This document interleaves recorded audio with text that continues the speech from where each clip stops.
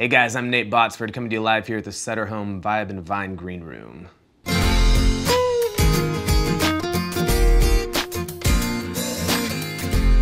Being here in Napa is pretty surreal to me.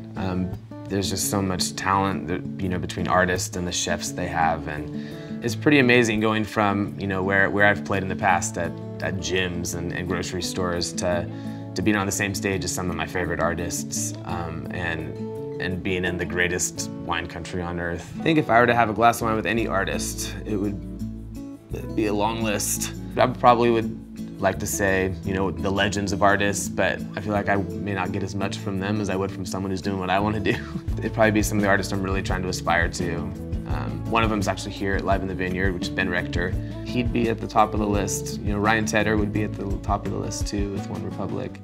I first started music when I was about 3 years old. I fell in love with it. My grandpas both played in orchestras, they played in bands, and they both were amazing piano players. I made my very first guitar out of an old popcorn popper with rubber band string to it and tied a little rope strap around it. I think when I was 16, I made the decision that this is all I wanted to do.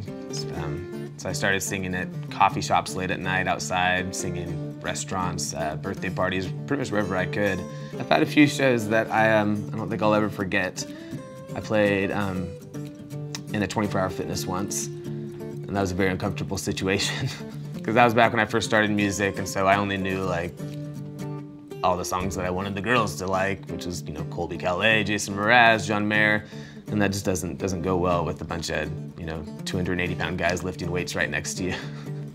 I auditioned for a contest about 1.5 years ago, and I didn't think anything of it. I've always tried American Idol, The Voice. The winner of the contest got a mentoring session with Ingrid Michaelson in New York, and then got to open for her. And so I ended up getting to the top 2.